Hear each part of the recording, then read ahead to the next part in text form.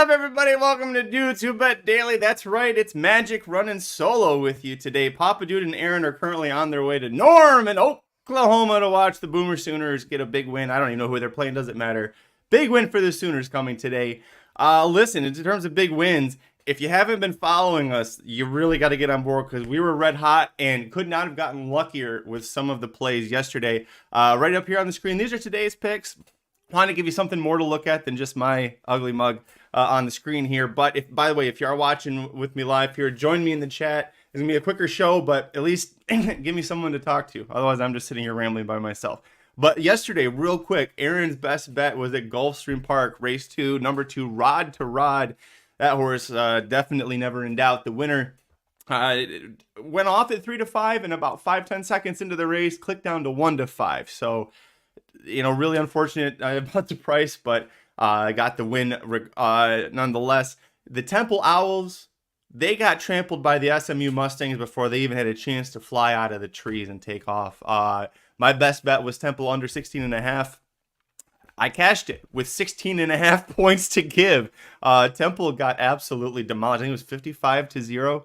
SMU demolished them. But I mean, SMU's redshirt freshman quarterback was in their leading drives like he was playing against instead of Temple, they were playing like the Philly under 15 team or something. It was pretty good. So, hey, good morning, Michael Osen. Good morning, Dennis. Michael, by the way, we brought this up in a previous show and you never confirmed in the chat. Is it Osen or Osen? I've been saying Osen the whole time, but I could be completely wrong.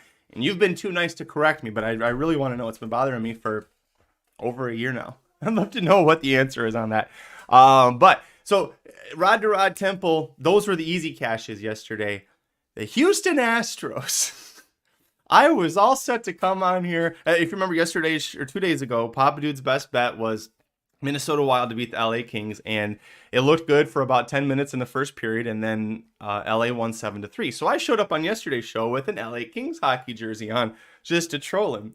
Well, he had the Astros picked as the best bet last night, and they were down 4-2 into the top of the ninth. And I thought, well, I've got some Astros stuff I could get from my time working for their minor league team. I've got Astros-related gear I can wear on the show. He's not, I knew he was going to be on, but I could still wear it, kind of cash him. And then Jose motherfudging Altuve, which, by the way, who would have thought it was Altuve that would be the home run hero in the top of the ninth? 3-run shot over the wall. Astros win 5-4. Papa Dude cashes at -109. So we had a straight up sweep, but my goodness, I thought for sure when I saw the score top of the ninth, I thought, man, we all thought Papa Dude's Astros bet was going to cash, but we were right. So we've got a very positive year to date, a very positive this week record. You can see there 5-1. The only loss so far being when the Wild lost to the Kings. So let's see how we do today. Like I said, it's going to be a shorter show. I'm not going to go into a bunch of the college football games. If you want the picks for college football and for the NFL, Papa Dude and Aaron covered that on Dudes Who Bet Sports, their podcast, their weekly show. You can get it right here on the YouTube channel. Go check it out. They do college football, every top 25 game, their best bets, and then switch to NFL. So if you want those, go over there. I'm just going to run through everybody's best bets. Race of the day, we're going to make it Gulfstream Park race 8. There's not a whole lot happening in horse racing. But as far as what he's going to do, race 8 at Gulfstream Park. This is the Susan's Girls Stakes, part of the Florida Sire Series for 2-year-olds, Florida sired or Florida bred horses.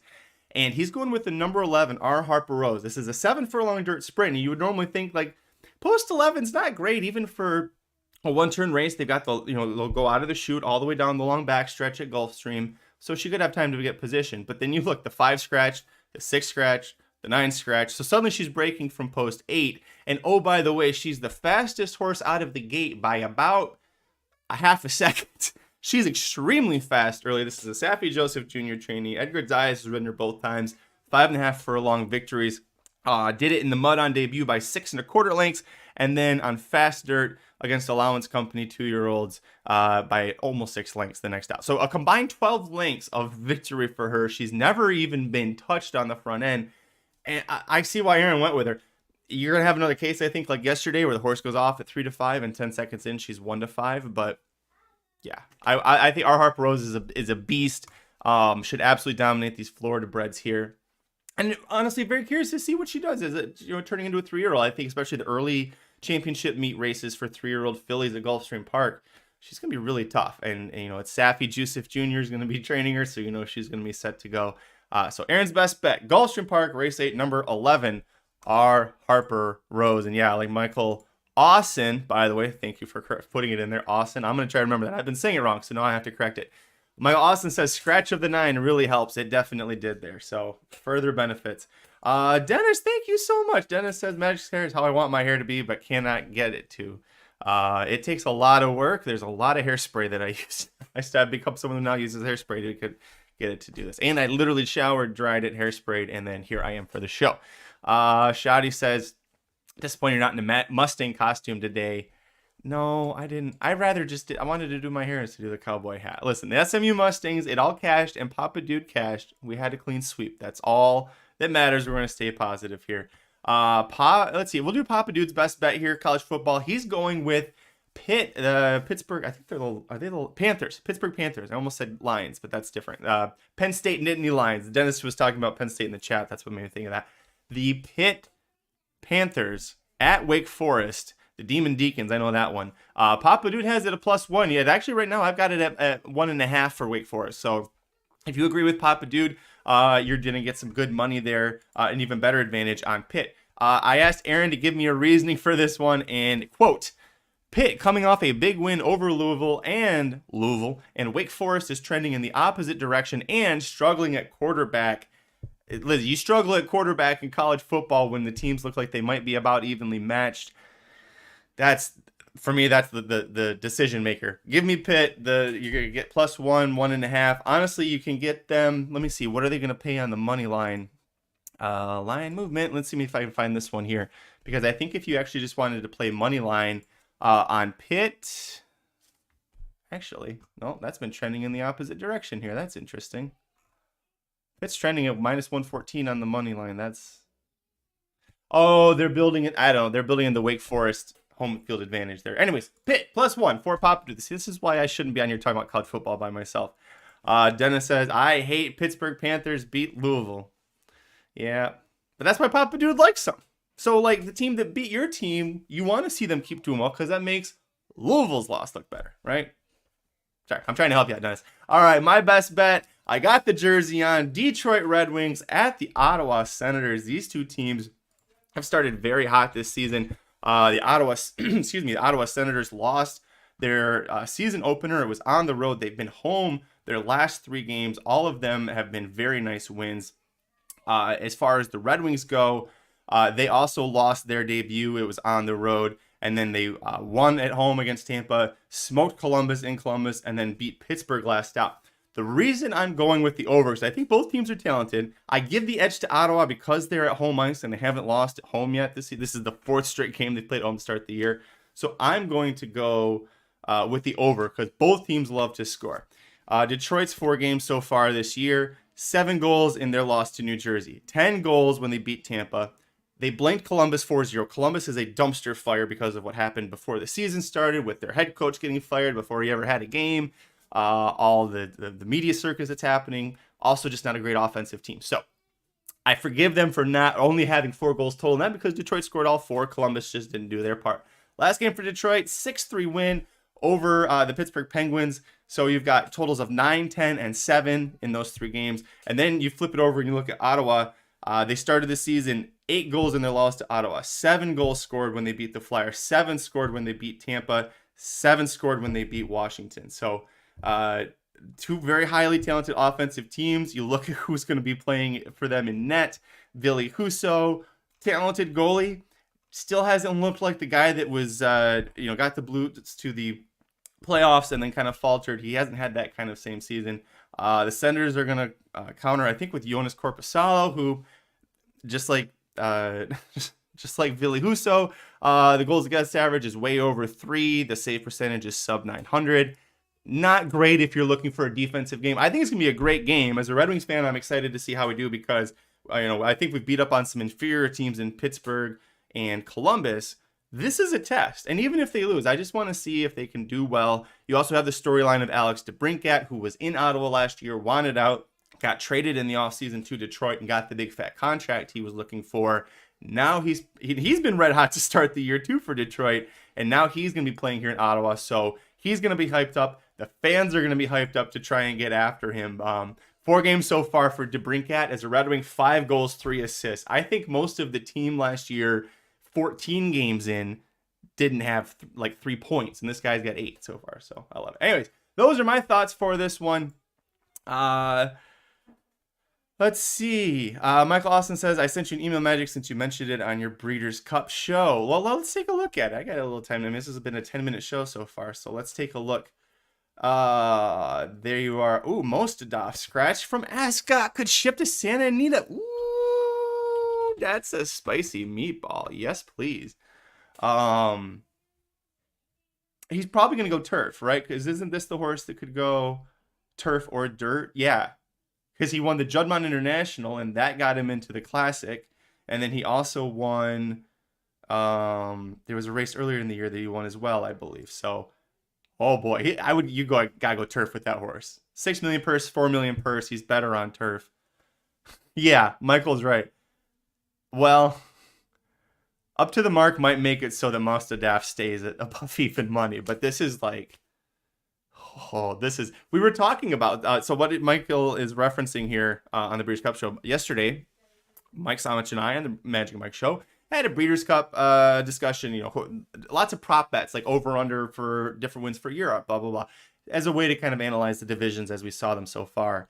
And the turf, we've kind of thought was possible that an American could win. Bricks and Mortar did it in 2019, the last time it was at Santa Anita Park. United was second by that much, so you had 2 American horses.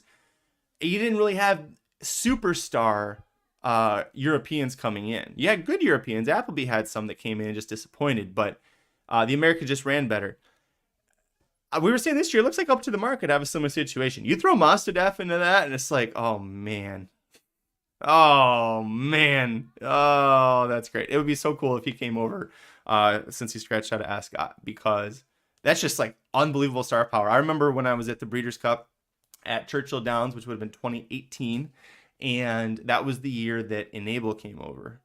And if you remember Enable, she was this unbelievable like goddess of a horse that raced overseas for Juddmonte.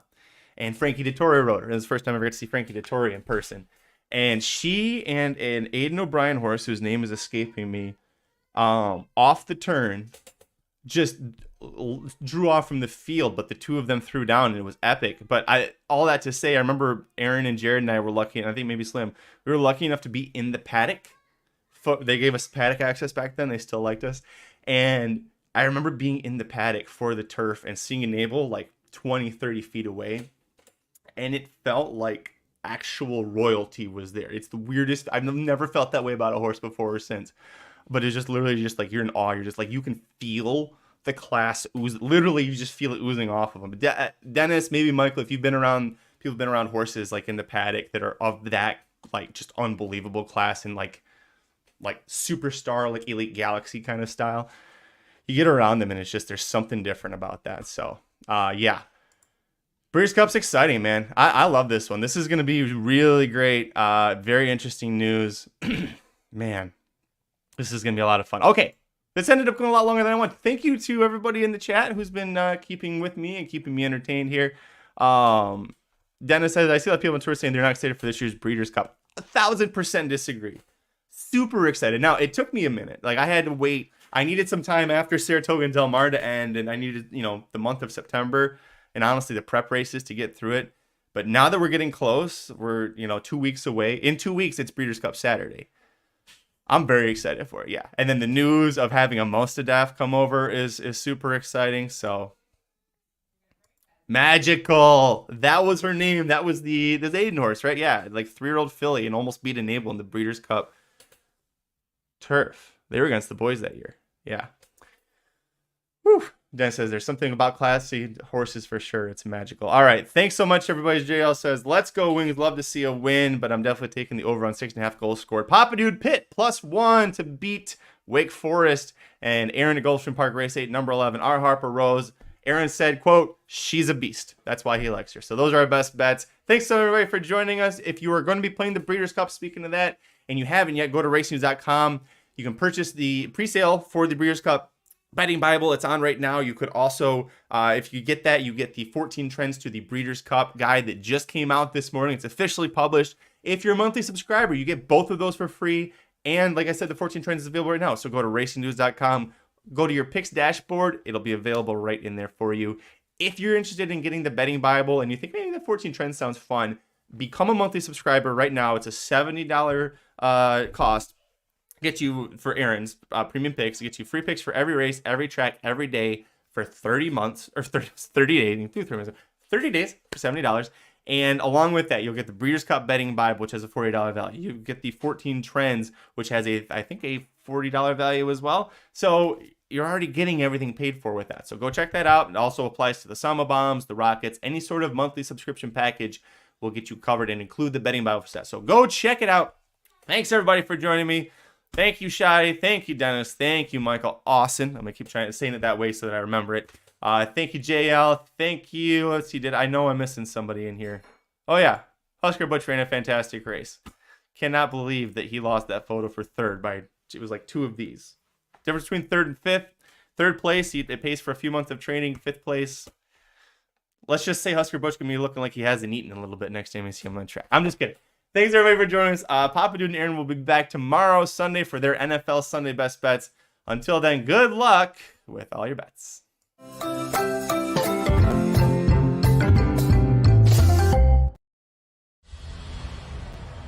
If you do not agree with this, you're cursed.